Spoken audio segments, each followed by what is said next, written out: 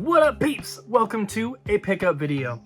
So in the last two, or three, whatever it was, I did a very long pickup video that I think was over an hour, and then I did a shorter one that was closer to like the half an hour range, and I asked what you guys would prefer. Sounds like a lot of people like the long ones, but I think more people enjoyed the shorter ones, and I think I enjoy the shorter ones as well, so I think that's what I'm going to go with moving forward. I'm not saying that I won't have a long pickup video. Obviously, if I get a bunch of stuff quickly, it'll take longer to show, but the reason that I like doing the shorter ones is because I can put out more videos more often, and it is less time of me having to put things away, because as soon as I'm done filming these videos, I put all the stuff away. If I have, 500 things to put away, it takes all day, it takes hours. I have to reorganize, I have to make room, but if I'm just putting away a handful of things at a time, I have my shelf set up where I do have some room for expansion. It's not, endless, of course, but putting away the amount of PS1 games, for example, that I have to show you today is going to be pretty easy, but putting away, 5 times that amount would take a lot longer. So instead of uploading pickup videos once every 4, 5, or 6 weeks, instead doing it this way, I can do 2 a month. And I think that that's a lot better. So still not going to be short. Look at the time of this video. I'm sure it's not less than half an hour. So still grab a drink, grab a snack, and we're gonna go through some stuff here. I got a lot of really cool items and some stuff I'm excited to talk about and show you guys. And something kind of special in this video that I don't really add to my collection very often is some signage and some display items. So I think that I'm going to show you guys those now and get that out of the way because they are very large. 2 of them I'm gonna have to move the camera and film. So let's take a look at those right now. So these are the 2 Standees that I got. One person brought both of these into the store, but they brought them on different days. And unfortunately, I was not there both times, so I didn't get to talk to them. But from what I heard from my guys, they might have more. So I'm really excited, looking forward to seeing what else they bring in. I don't really have room for these in the game room, so I'm going to have to figure something out. I might be able to put one right back here. We'll see. But I think at some point in the future, when we move to a bigger store, you might see these on display in the store somewhere. They're not in perfect condition. Link's sword is supposed to be attached right here, but the glue or whatever just came undone. So it's supposed to be like that, but it's not really a big deal. It's got the shelves in here, super cool. This part keeps falling off, and it's water damaged at the bottom, which is fine. It does have some of the display cases, and what's even better, this is the lame side. Still cool, but it does not compare to Donkey Kong Country Returns. This is so cool. This little piece is trying to fall out. So, Donkey Kong Country, or just Donkey Kong games in general, as you can tell from the top shelf here, is one of my favorite series of games. I have played the majority of them. I haven't played most of the handheld ones, but all the home console ones going back to NES, I've played the majority of them, and I like all of them. Donkey Kong Country 1, 2, and 3 are amazing. I played Tropical Freeze a bit on Wii U and Switch as well, and it's just so good. So I really, really like this. Super, super cool. This one also has a few display cases here from GameStop. So these are awesome, and I love them. And then the sign that I got, you guys have already seen if you watched the Double Jump channel, and you saw the road trip that I just took with Kyle and Colton up to Seattle. But I got the Mario sign. This is a 1989. It has a specific model number. I can't remember it off the top of my head. But people who are like hardcore into collecting signage and stuff from the like NES through N64 era, they kind of know like the model numbers. It's like a M78 or something like that. But this is the one that I picked up. It's missing the sticker on the back side, and it's got a bunch of like hair stuck to the sticker residue, which I can clean up with the undo. That'll come right off. But this side looks pretty good, and very, very happy with this. I love it. Got to find a place to put that up. But now that that big stuff is out of the way, well, the really big stuff, I do have some other bigger items. So first, I have a Super Nintendo cartridge storage drawer. You guys have seen these before. The N64 ones are much more common, than the Super Nintendo ones. There's also like PlayStation ones, but the Super Nintendo ones are pretty hard to find. This is the black cover. There's also one that's like a gray. The gray one is more common. This black one is really, really hard to find. These things can sell for like $200 to $300, which is insane. I would never want to pay that for one, but I do think that's pretty cool. I have a few in the collection for the other consoles, and it's cool to have a place to store some cartridges because, as you guys know, I only collect complete in box. So if I'm going to pull a game off the shelf to play, I got to open the box and take it out. But with these kind of drawers, if I have them, you know, if I have them around the room, because I have like an NES thing over here you can't see off camera, but I put in like Mario 1, 2, and 3. I put in like Castlevania and Zelda and Kirby and Mega Man. So those are the games that would probably get pulled off the shelf more often than anything else. So I have the cartridges stored separately from the boxes, and it just makes it much easier and quicker. Don't have to worry about, you know, shelfware, opening the box, all that kind of stuff, because every time you open a box, it, you know, causes a little bit more wear to it. Not enough to be a big deal, but over the years it adds up. So I like having those drawers around. I think they're pretty cool. And then I also have some, well, I guess I'll show you this first. I have a Pikmin 3 Deluxe little figure set here. I was looking at this online, and then it actually went on sale on Amazon. I think it was like 10, 15 bucks. I can't remember. They're normally like 30, I think. But either way, that's pretty cool. And then I have some big Switch games to show you. So I'm going to get those out of the way. The biggest one is the Turrican Ultra Collector's Edition, and I believe this is from Strictly Limited. I had a shipment arrive that I ordered like 2 years ago, and finally came in, so there's that. I'm just going to put this on the ground right here, I guess. And then there's also the Turrican Collector's Edition, so we have the regular and the Ultra. And to kind of go along with those, we also have the Space Invaders Invincible Collection. And we have the Space Invaders Invincible Collection Ultra Collector's Edition, which also came with the Space Invaders board game, which is absolutely ridiculous. These things are massive, and luckily I had placed the order years ago, because if I looked at those now, I would not have ordered them. I have not actually ordered anything from Limited Run or Strictly Limited or Super Rare Games or any of those companies for like well over a year, maybe a year and a half. So, you know, whatever's coming in is stuff I ordered a while ago, because the big collector's editions are cool. I love collecting them. I love the Switch. You guys can see all the collector's editions over here. Those are all collector's editions. My regular games are over there now. But they just take up so much room. I don't want to get rid of them. That's been a conversation that I've had with Abby and everything. I think before I would get rid of them, I would probably put them in storage, because if I had to make room, because this is not going to be the last house that we have. This is not going to be the last game room that I have. And, you know, whenever we do move, buy a house, whatever it is, we're not going to do it unless it's an upgrade. So when we do have the next game room, it will be bigger, and we will have more room, and then I could bring that stuff out of storage to display it again, you know, when the time came. So I'm not going to get rid of them, but I'm really not trying to add too many more, you know, but it is what it is. Next, a couple more collector's editions. We have Good Pizza, Great Pizza, limited edition. This looks like a fun little quirky, just like make pizza game. It seems like maybe like it could be a mobile game, but I enjoy games like that, and this is one that I do want to check out. I'm not going to open the collector's edition. I have a regular one, which I'll show you later, but I think it looks kind of fun, so that's one that is on my list to try out in the future.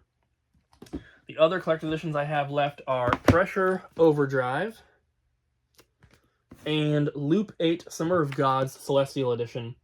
This one, a lot of people at the store are wanting to check out. I think Colton, Kyle, and Ariel were all looking at it. I don't know if any of them have played it yet, but not my thing, I don't think.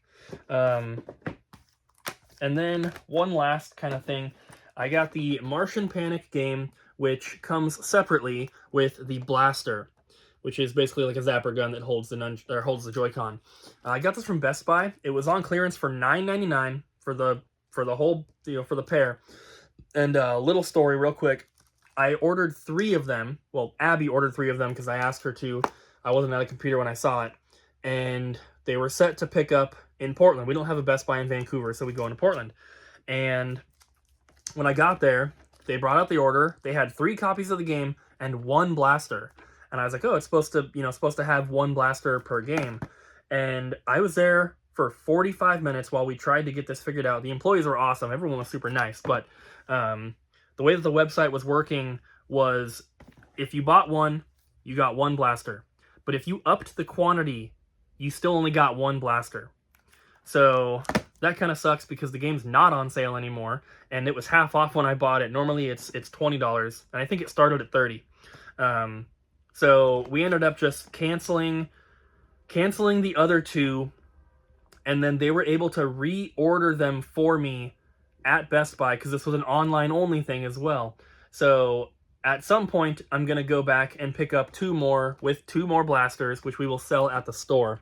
But I got that one for myself. So that's kind of all the big stuff. So I'm going to take a break from Switch games. We'll come back to those. But I do have a few DVDs I added to the collection, which I get these every now and then, but I usually don't even show them. I just put them on the shelf. But I got 4 of them, so I thought we would show them. But first is the Koopa Chronicles Mario Brothers 1. We also got Super Mario Brothers Super Show Box Office Mario and Showdown in Brooklyn. So I think with these 3, I have a handful of them, probably a stack about that of like the Mario DVDs, which is kind of cool. And then we also got Pokemon Adventures on the Orange Islands DVD set. It's a 3-disc set, pretty cool. This is I think this is a little after the era that I watched when I was a kid, but still cool. I think this is like Gen 2 Gold and Silver era. And then a few accessories here. Got the pink and green Joy-Con set. I think this was the last one that I needed for the North American ones of like the standard colors, I'm pretty sure. I have some of the special editions as well. I have the Zelda ones, the Fortnite ones. Not sure exactly how many there are because it's not something that I'm like actively looking out for, but this is just one we didn't have, so added that to the collection. And then I got 2 DS accessories here. First one, I actually found this box at the outlet, and if you guys don't know, at the Goodwill outlet, boxes are free, so I did not even have to pay for this box, and then I just grabbed the item to complete it from the store, and that is a box for a DSi charger, which is basically just a 3DS charger. But it's interesting because we see 3DS chargers like this in the original boxes all the time. It's very common. I can still order them from our distributors even, and I have. But the DSi chargers, I've never seen the box for.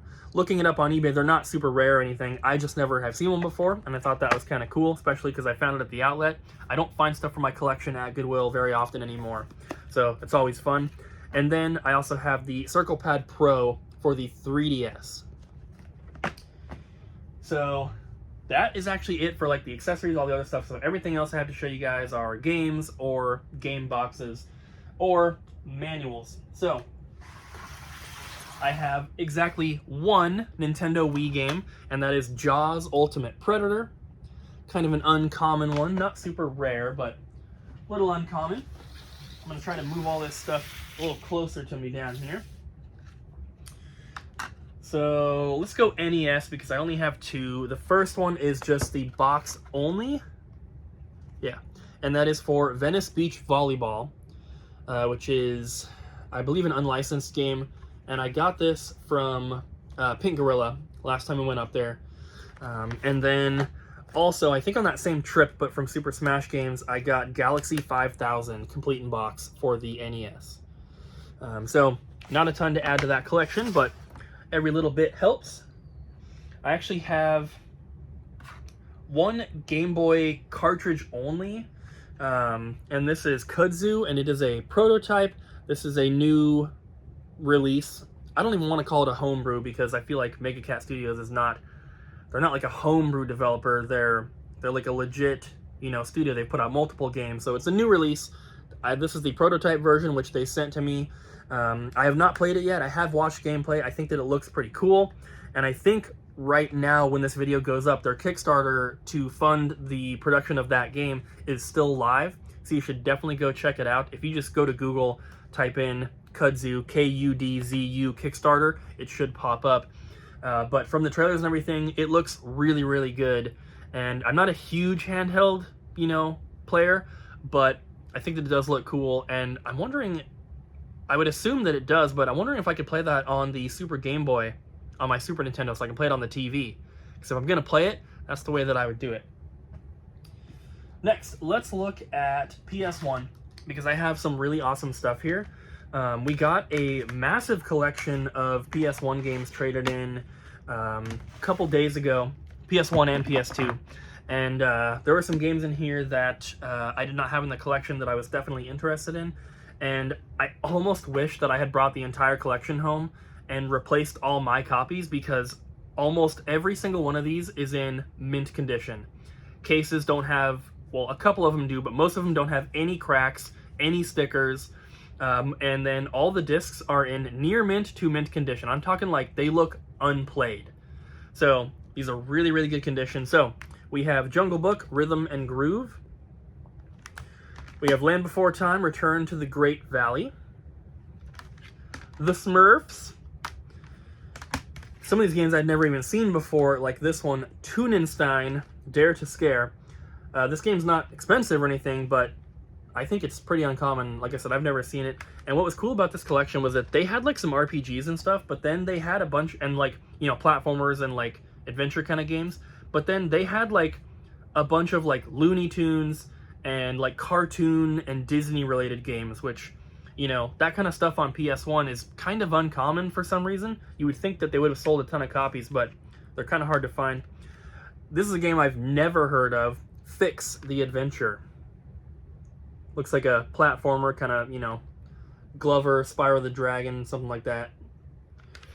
And then we have Blazing Dragons. We have The Lion King, Simba's Mighty Adventure. Looney Tunes Sheep Raider. Lilo and Stitch. Didn't even know that that existed on PS1. Tiny Toon Adventures, The Great Beanstalk. And I think with that, and whatever the other one was I just showed, I think that I have all of the Tiny Toon Adventures games for PS1 now. And then we have Pandemonium 1 and 2. And then the big boy of the lot is Bomberman Fantasy Race, which was released by Atlas, which is interesting. Most of the other Bomberman games from this era are kind of cheap, which is always surprising. To me, it's always surprising that Bomberman and Worms games are cheap. I feel like they should be expensive, but this one kind of is. This is like $100 or a little bit more. Very hard to find game. I have the other Bomberman. I think it's World Party, and that game is like, I don't know, like $10-15. But nice addition to the PS1 collection there.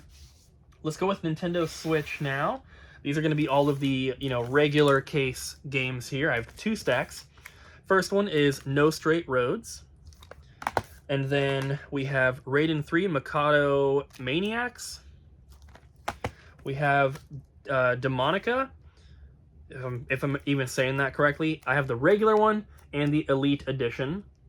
These are from VGNY Soft. This is the 5th game that they've done. They always do the standard one and then the Elite one. I have Loop 8, the standard edition.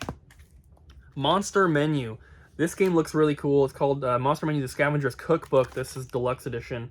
I'm assuming it was released probably on PC or something first, but looks really cool. It says an all-you-can-eat survival adventure. So, I don't know, looks very interesting. We have Puzzle Bobble, Blossom Tales 2, The Minotaur Prince. That one also looks awesome. Have not played the first one, though. King's Bounty 2, Death's Gambit Afterlife, Dokapon Kingdom Connect. This is one that I'm hoping, we can play at a game night sometime with everyone, because I really enjoyed the first Dokapon Kingdom. We played it a little bit out at game night with Ryan and Jess. The I can't remember if we played the Wii or the PS2 version, but we played it a little bit. They weren't super into it, but because it's kind of complicated, I will agree, and it probably takes a little bit to get into, but I kind of really enjoyed it from what we played, and I feel like if you had a group of people who were all into it, and you played a full game, and, you know, everyone was invested, I feel like it would be a ton of fun, and I'm kind of hoping that, that we can do that at some point. Next is Going Under. Internships are heck. We have Sushi Bar Express. Castlevania Anniversary Collection. This is the Best Buy version, or the other one I have is the Best Buy version, and this is the limited run version. I don't remember. Either way, this is whatever the cover variant that I don't have before was. And we have Endling, Extinction is Forever. Jumanji, the video game. Nickelodeon All-Star Brawl Ultimate Edition. I have not played this, but I've heard a lot of good things. And I do enjoy Smash, so probably check that out at some point. Sam & Max Save the World. Ruby Grim Eclipse Definitive Edition. There is no game. Wrong dimension. Looks cool. Super Meat Boy Forever. I actually follow the creator of Super Meat Boy on TikTok, and I just saw a video. He said that he actually had nothing to do with Super Meat Boy Forever. This was created and released after he left that studio, but he's the original creator. He also did Binding of Isaac. Surviving the Aftermath. Paradise Killer. Unpacking, and this has like a little slipcover that is supposed to make it look like a cardboard box, which I think is really funny. It's got a printed crease on the back right here, but this crease is real. You would never know. Disgaea 6, Defiance of Destiny Unrelenting Edition. We have the Good Pizza, Great Pizza Steelbook Edition. Doom Eternal. Sheepo. This one, Espagaluda 2. Very weird word. Arcade Paradise, the standard one. Okay, this one is also a weird title. It's RPG Golf Legends, but the G in RPG and the G in Golf is combined. So is it RP Golf Legends, or is it RPG Golf Legends? I don't know. You guys can let me know. Then we have Ben 10, Dragons, Dawn of New Riders, and lastly for the Nintendo Switch, I had this before I filmed my last pickup video, but the case wasn't in here, so I didn't talk about it, and that is Zelda Tears of the Kingdom. This has quickly become probably, well, it's definitely one of my favorite Nintendo Switch games, but probably one of my favorite games of all time. I don't feel like I have too much to add that every single other person on the planet has already said or talked about, but I will say I'm really, really enjoying the game. I'm at over 100 hours in it already. It is my #1 most played Nintendo Switch game. Number one was Breath of the Wild. This one has now beat that, and I am still not done with the game. I have purposefully not continued with the mainline story quest because I want to do a bunch of other stuff first. That's what I did with Breath of the Wild, and I actually never went and beat Ganon, or, you know, whatever, beat the boss in Breath of the Wild. I did all 4 Divine Beasts, and then I was like, I'm going to go hunt for shrines and Korok Seeds and do side quests before I finish it, and eventually I just stopped playing. I do want to go back and finish it, and I plan to, but with Tears of the Kingdom, I've already put in more hours. I'm doing the same thing, the same tactic, where it's like, I'm ready to finish the game, but I want to finish smaller stuff first, but I'm still having so much fun with it that I don't know how many hours I'm eventually going to have in this game, but it's going to be a lot. The game is fantastic. I love all of the abilities. I think that the abilities in Tears of the Kingdom are 10 times more fun than in Breath of the Wild. The only complaint that I guess I would have is that they basically took Breath of the Wild and like added to it, which it is fantastic. Like I just said, it's one of my favorite games. But I do almost wish that it was a little bit more different from Breath of the Wild. Breath of the Wild's great. I loved that game as well. But that one felt so fresh and original, especially for a Zelda game. This one is definitely built upon that, which is perfectly fine, but that would be one of my only complaints with it.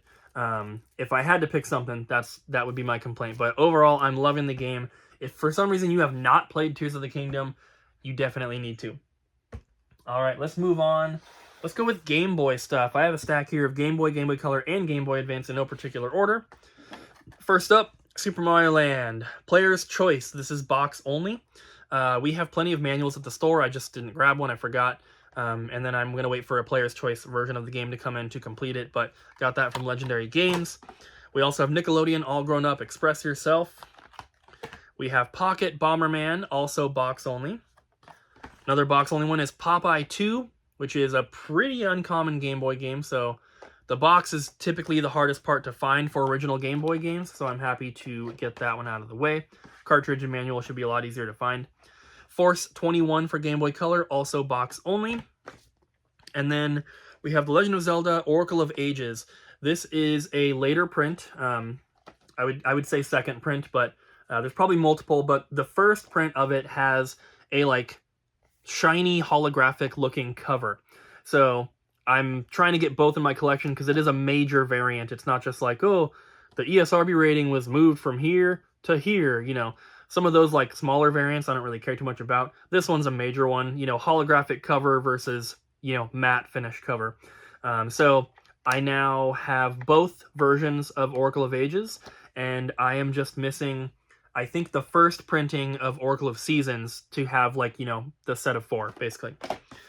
Then we have Legend of Zelda Link's Awakening DX. I thought that I already had this in my collection, but when I brought this home to compare condition, the one that I had in my collection was factory sealed, and it's in pretty bad condition. I remember getting it from, I believe, Another Castle, which is a set of a few game stores up around Seattle. But I got that years ago. And when I see it on the shelf, you know, unless I go pick it up or look at it closely, I don't remember that it's sealed. I just see it sitting there. And so very happy to add an opened copy to my collection, because this is a game that I played a ton when I was a kid. And one of the few Game Boy games that I, you know, played a lot of. It was Zelda and then Pokemon. But this box is in really nice condition. Very happy with that one. And when I was a kid, I specifically had the DX version, which is the Game Boy Color version. The original game was on original Game Boy. And then obviously the remake, which is amazing as well. Last two factory sealed copies, not because I care about having them sealed, just because this is how I ended up getting them. We have Hot Wheels X Velocity and SSX Tricky. And then let's go to 3DS. So you guys know that I try to focus on one console to collect 4 at a time. And then there's usually a second one that I'm kind of like also focusing on. I made a joke, I think when we were on our road trip to Seattle, the last one, to Kyle and Colton. I was like, oh, I'm majoring in Super Nintendo, but my minor's in 3DS. So I'm kind of going for 3DS right now as well. And so I've got a little stack of games here. So we have Angry Birds Star Wars, Duck Dynasty, Lego City Undercover, The Chase Begins. These are all stuck together because I took the price tags off that were on the back. Wipeout 3. And then we have Shifting World, which is one that I don't think I've even seen before. And then we have Layton's Mystery Journey, Catriel, and the Millionaire's Conspiracy. So that one's kind of pricey. Happy to knock that one off the list. I still need some like really, really rare ones like the stupid Barbie game, but there's a lot of cheaper stuff as well, like Wipeout 3. So I'm just kind of plugging away at that list whenever we go game hunting or go to another game store. I go through the 3DS stuff, and anything that's like 15 or less, if it's complete in good shape and I don't have it, I'm probably just going to pick it up. Can't really beat prices like that for stuff. I feel like the cheapest 3DS game complete should be $10, but I routinely find them for $4, $5, $6, which I think is a great price. Especially with the handheld stuff. When you look at original Game Boy, you know, a loose cartridge of a rare game could be $50, but then the complete copy is $800. And that's because everyone threw away the boxes. It's a portable console. Doesn't make sense to keep the boxes, you know, back then. I feel kind of the same about 3DS. Most 3DS games that get traded into our store are loose copies. A lot more boxes are being kept for 3DS than Game Boy, but I do think that in the future, you know, the complete copies are going to go for a lot more than loose copies. So I'm happy to work on the set now, try to get some of that stuff knocked off the list, especially since they closed down the 3DS shop. A lot of the games have already gone up in price.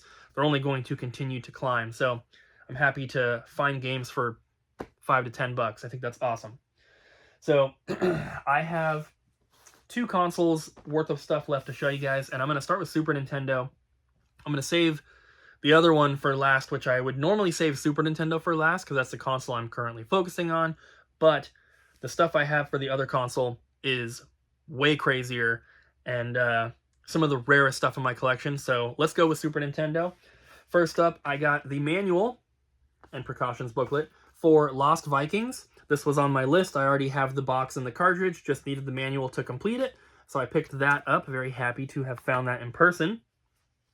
And then I have 6 Super Nintendo games here. These are all complete in box. And Homer's barking at something. We have Turn and Burn No Fly Zone. And a couple of these I did get off of eBay, but I used my eBay funds, which is the money that goes into my eBay account from selling things on eBay. So the way that I look at it, I go to the Goodwill outlet, I spend $20-$30 on a pile of stuff. I list that stuff on eBay, it sells for a few hundred, then I use that money to buy Super Nintendo games that I need. And so while I would prefer to find stuff in person, I'm getting down. I have less than 200 Super Nintendo games left to get for the full set, and it's nearly impossible to find all of those in person, especially when, we take a trip up to Seattle, every few months. We hit the same stores. They only get so many games in. And so unless we're doing an entire national game hunting road trip, there's no way I'm going to finish the set in person. And I want to finish it sooner than later because prices on Super Nintendo just continues to rise. And so I'm happy to turn $20 worth of garbage at the outlet into complete box Super Nintendo games. I think that's awesome. So Turn and Burn No Fly Zone, X Zone, which was one of the last ones on the list alphabetically that I needed. I still need Zero the Kamikaze Squirrel, but this one was way down there. And then we have Final Fight 1, and I may be mistaken, but I think that I already ordered Final Fight 2 off of eBay as well, but it hasn't arrived yet. And that will be the last. Well, I still need Final Fight Guy, I believe, but I have the other ones. Maybe I'm thinking of Fatal Fury. Now that I think about it, I might have ordered Fatal Fury 2, not Final Fight 2. Don't listen to me, I'm stupid. Next, Wolverine, Adamantium Rage. Found this one in person, which I was very happy about, because this is one of the ones on the list that's a little bit more pricey, a little bit harder to find, and a lot of the games on the list I can't even find on eBay. Either there's none posted at all, which I have come across many where there's not a single complete copy posted, and I've checked multiple times over weeks and months, or the ones that are on eBay are massively overpriced. Like, the game has sold listings for, $30 to $60, but the cheapest one posted is $150. I'm not willing to do that. Last two, Ren and Stimpy Show, Time Warp. This one was actually traded into the store in a collection of Super Nintendo games. It was the only one that I needed for my collection, but that is super awesome. And then the last Super Nintendo game, another one that I got off of eBay, and that is American Tail, Fievel Goes West. This one is really cool because this is a movie that I watched a ton when I was a kid. There are 2 American Tail movies. The first one, this is based on the second one, I'm pretty sure. I guess I don't know which order they came out in. I always assumed this was the second one, but they are really, really good movies. I watched the first one maybe once or twice, but Fievel Goes West, I mean, it was like one of the VHS tapes that we had growing up, so I watched that thing, I don't know, 30, 40 times. Really, really good movie. So that's Super Nintendo stuff for this video. Not a ton this time, but if I'm doing these videos more often, I'm not going to have a stack of, 50 Super Nintendo games every time, but I love chipping away at the collection. So, lastly, I have Nintendo 64. And as you guys probably know if you've been watching my videos for a while, I have a complete North American library. Well, for the most part. I have every box, and I have every manual, and I was pretty sure that I had every game, but as I was going through, I realized this was one that I was missing somehow, and that is NFL Blitz 2001. I already have the box manual. I do have this now. I'm missing a few other cartridges, but they are all variant cartridges. So with this one, I do now have all 296 games, but I need like Player's Choice variants and stuff like that. But the other ones I have here, one is a condition upgrade, and one I'll tell you about when we get to it, but the condition upgrade was for Bomberman 64, the second attack. So I already had this complete, but I bought a box only from Cody up at Pink Gorilla when we went up to visit. And when I got home, I was like, man, this box, because he had it all like flattened out. And I was like, this box looks really, really good. It's not perfect, obviously. There is a crease across the bottom. I don't know if you can see it on camera, but other than that, it's in really, really nice condition. And I was like, I don't know. I can't remember what mine looks like at home. So I just brought this home to compare. And this was a very good condition upgrade over my other copy. My other copy was pretty worn. It was crushed on the sides and stuff like that. Like all the edges and corners were like, you know, lots of shelf wear. So very nice condition upgrade for me here. Very, very happy about that. If you guys don't know, that is one of the rarest Nintendo 64 games to get complete in box. You know, you have like Sculptor's Cut, Stunt Racer, Super Bowling 64, and those are kind of like the top three. And then on like the next rung down, you have, in my opinion, you have Transformers, Beast Wars, Transmetals, you have Bomberman 64, the second attack, and then you have Worms Armageddon, and like NBA in the Zone 2000, International Superstar Soccer 2000. Those I kind of all grouped together. Maybe a couple other ones like Big Mountain 2000 might be in there. And then the next level down, you get like Ogre Battle, Harvest Moon, StarCraft, stuff like that. But yeah, this is a pretty hard to find game complete in box, and we do have that extra box now for the store, but I'm not going to sell it as box only. I'm going to wait until we can complete that. I have a few boxes in the back of the store like that I want to complete before we sell them, and that's one of them. And then this one also would be, but I'm never going to complete that other copy for the store. But I did complete my personal copy. I had to buy a different complete copy to have a complete one myself, but I am very, very happy to finally, after, I don't know, after 7 years maybe, I finally have a complete Rampage 2 Universal Tour big box with the plush keychain. So if you guys don't know, I believe this was a Walmart exclusive. I can't verify that 100%, but this is a variant special edition version of Rampage 2 that came with one of 3 keychain plushies. And as far as I can remember, I don't know if I've ever seen the white one there, but I've definitely seen both of these two. I think it's George and Ralph. And I got this box from another Nintendo collector years ago. And what's really cool about this one is that it has the original plastic on the box, and it has these old Walmart clearance stickers for $29.96. There's also one on the back here that was $49.95, so they marked it down.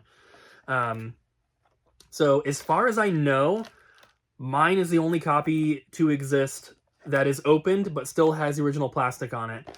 And as you guys know, if you've been watching my videos, I love finding games like this because that seal protects the edges from getting worn, and it's as close as you can get to a like new copy without being fully sealed, and I would rather have the games opened. So I love finding them like this. I was really happy to add this to my collection, but when I bought it, it was missing that plush keychain, had everything else.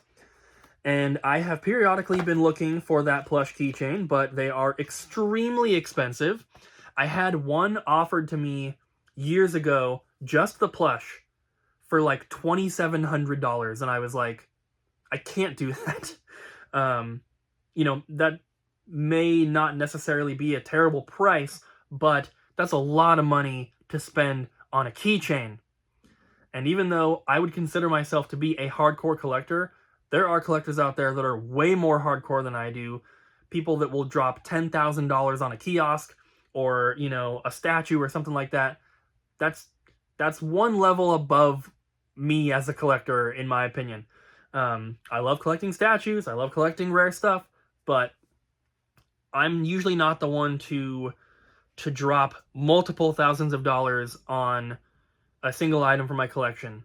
And it has happened. Obviously, I have my little Samson, my sculptor's cut. I paid a lot of money for those, but I got those years apart, and there aren't really that many items in my collection where I have spent that much money. So this is a kind of a special occasion. So I bought a complete copy that was listed on eBay, and I didn't even expect to get it, because when I looked, this was a couple weeks ago, there were 3 complete copies listed, which is crazy because that's a lot. Usually there would be none. There was one of them listed for something crazy like $100,000. There was one that I think was listed for, it's probably still listed, so you guys can go and check because I can't remember the exact number, but it was higher, but maybe more in the realistic category. And then there was one listed for $2,500 or best offer. And that was for a complete copy, not just for the plush. And remember, I got offered just the plush for $27,000. And the big box here does have some value. If you look on eBay just for this without the plush, this is like $500-600. So a complete one for $2,500 I thought was pretty cool, but it had best offer on it. So I sent an offer of $1,500. Automatically declined. And I was like, okay, kind of expected it. So I offered $1,700. Automatically declined. I offered $1,800 and it went through. And I was like, okay, cool. And I expected, because this always happens, I fully expected for the seller to either reject my offer or send a counter offer that was like $50 less than their asking price, because that's how it always happens, right? If you use eBay a lot and you use the best offer thing, you'll know people will have best offer on stuff, and you'll make a reasonable offer and they'll counter with like $1 off or something like that. It's always ridiculous. Like, why even have best offer turned on if you're only willing to take $1 off? I hate that stuff. But to my surprise, my offer of $1,800 was accepted. And I could not believe that, because I really, really thought that they were going to counter with something way closer to their asking price, or I thought they were just going to reject it outright, because they had it set to automatically reject at $1,700, but at $1,800 they accepted it. Blew my mind. So this is my original box here with the plastic on it that I already had, because this one was in much better condition than the box that they sent me. I compared all the stuff on the inside, the cartridge, the manual, there's like a poster, I think, registration card, all that kind of stuff. I compared everything, so I have the best conditioned complete copy here. And the plush that I got with it is George. And he still has his original tag on here, which is super awesome. This thing is ridiculously expensive, but what makes it even better is because I bought a complete copy, I got a really good price on it, in my opinion. I now have an extra big box manual cartridge to sell, and I should be able to get another $500 to $600 back from that, making this guy, instead of the $2,700 that I had one offered to me 4 years ago, bringing this down to closer to $1,200, which is still a crazy amount of money, but this is a big but. This is a massive but. I like big butts, and I cannot lie. I was able to use my eBay funds to pay for this 100%. So not only did I get a good price, not only do I now have an extra box to get $500 or $600 back on top of that, but the money that I used to pay for this came from flipping things from the Goodwill outlet, which in all honesty, for the $1,800 total that I paid, that probably cost me somewhere between $300 to $400 in stuff at Goodwill. So I think I made out like a bandit. I'm super, super happy. I have been trying to complete this for such a long time. Really, really happy that I was able to get it done. So shout out to whoever that was on eBay that sold this to me, because they were super cool. They actually accepted a reasonable offer and were not like 90% of other eBay sellers. So very, very happy to add that to the collection. You guys know N64 is my favorite console, maybe behind Switch at this point, but my favorite retro console is definitely the 64, and now that I have the full library, this is the kind of stuff that I'm looking for, because I don't want to stop collecting N64. There's always more stuff to get, so gotta go after the really, really rare stuff now. So that is it for this one, guys. Question or keyword for the video. If you leave this word in your comment, I will know that you watched all the way through till the end, and we are going to do mystery from Layton's Mystery Journey. So put the word mystery in your comment. That'll tell me you watched all the way to the end. Thank you guys so much for sticking with me on this one. A little bit longer maybe than I was planning, 41 minutes here. So thank you guys so much. Don't forget to like, comment, and subscribe, and I will see you guys in the next one.